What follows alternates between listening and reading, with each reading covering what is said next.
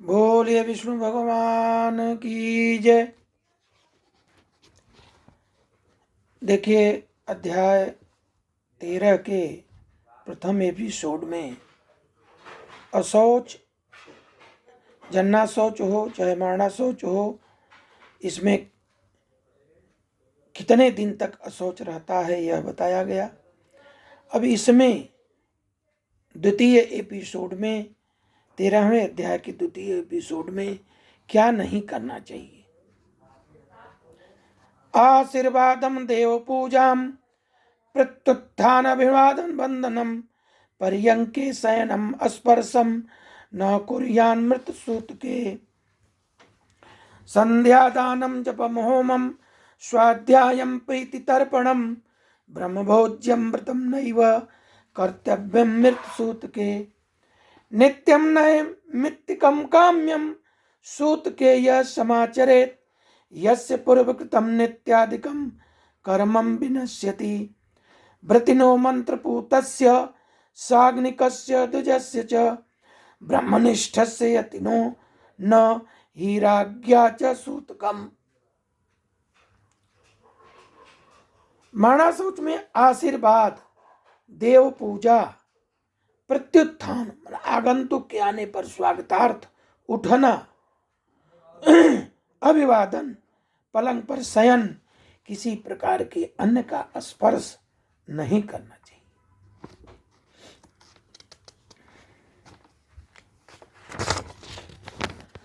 जो व्यक्ति सूतक में नित्य नैमित्तिक अथवा काम्य कर्म करता है उसके द्वारा पहले किए गए नित्य नैमित्तिक आदि कर्म नष्ट हो जाते हैं। ब्रह्मचारी, मंत्रपूत, अग्निहोत्री ब्राह्मण, ब्रह्मनिष्ठ, यति और राजा, इन्हें सूतक नहीं लगता। ध्यान दीजिएगा। व्रती जो ब्रह्मचारी है, अग्निहोत्री ब्राह्मण जो रोज हवन करता है, मंत्रपूत जो मंत्रों का रोज 10 माला 11 माला ब्रह्म गायत्री मंत्र करता है, ब्रह्मनिष्ठ, यति और राजा, इनको सूतक नहीं लगता। विवाह, उत्सव अथवा यज्ञ में मरणाशौच हो जाने पर उस अशौच की प्रवृत्ति के पूर्व बनाया हुआ अन्न भोजन करने योग्य होता है। जैसे मान लीजिए बीच में शादी विवाह पड़ गया और मृत सूतक भी पड़ा है, तो उसमें उस मृतक का गमछा, वही सूतक वहीं समाप्त हो जाता है। गमछे को एक जगह टांग दिया जाता है, वह अस्थिर हो जाता है, सुस्थिर। इसके बाद विवाह आदि कर्मों में सब काम करना चाहिए और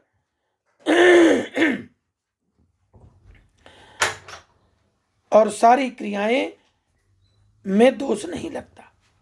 सूतक न जानने के कारण जो व्यक्ति सूतक काल में घर से अन्न आदि कुछ ग्रहण करता है वो भी दोषी नहीं होता।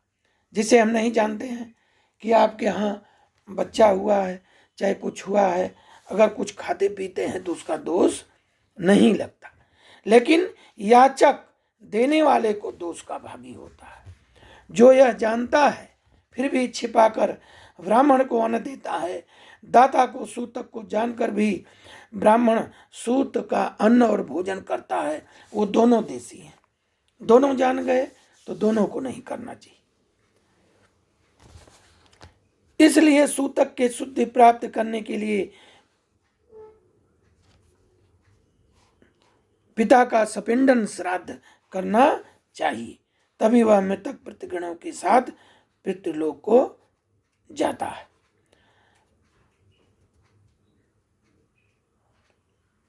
तत्वदर्शी मुनियों ने 12वें दिन, 3 पक्ष में, 6 मास में अथवा 1 वर्ष पूर्ण होने पर सपिंडीकरण कहा है।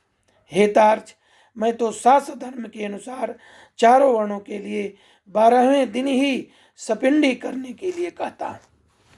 कहने का मतलब कि अगर 12वें दिन ही यह पूरा कार्य हो जाए तो भी वह पूर्ण का काम है। कलयुग में धार्मिक भावना के अनित्य होने से, पुरुषों की आयु क्षीण होने से शरीर की अस्थिरता के कारण 12वें दिन ही सपिंडीकरण कर लेना प्रशस्त है। अनित्यवात कलिधर्माणाम पूषाम चैवायुष क्षयात अस्थिरत्वात् शरीरस्य द्वादशाहे प्रशिष्यते। 12वें दिन ही सपिंडीकरण सब क्रिया कर लेनी चाहिए ताकि अस्वस्थता, व्यस्तता इसके कारण कोई बाधा न पड़े, इसलिए 12वें दिन सब कुछ कर लेना चाहिए।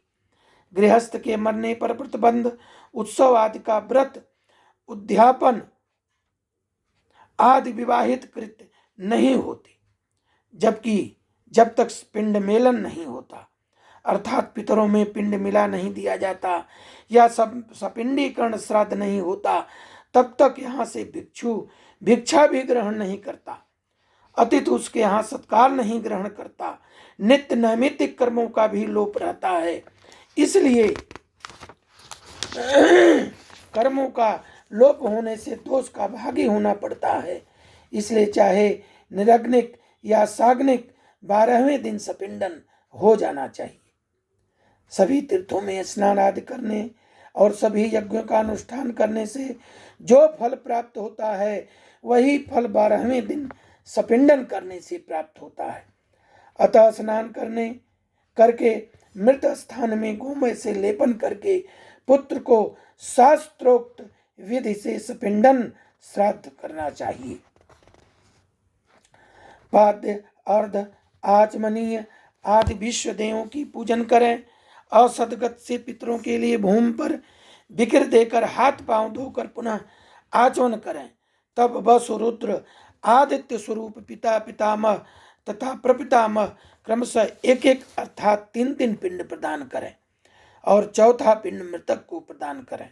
चंदन, तुलसी, धूप, दीप, सुंदर भोजन, तांबूल, सुंदर वस्त्र, दक्षिणा आदि से पूजन करें।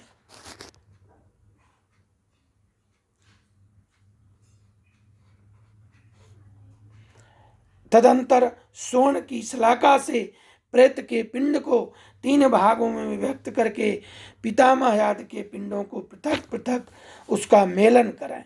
अर्थात एक भाग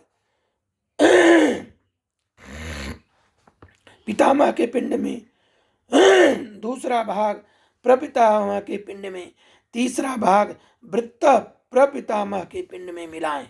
हे तार्च, मेरा मत है कि माता के पिंडन का मेलन पितामही आदि पिंड के साथ पिता का पिंड मेलन पितामह आदि के पिंड के साथ करके सपिंडीकरण श्राद्ध संपन्न करना चाहिए।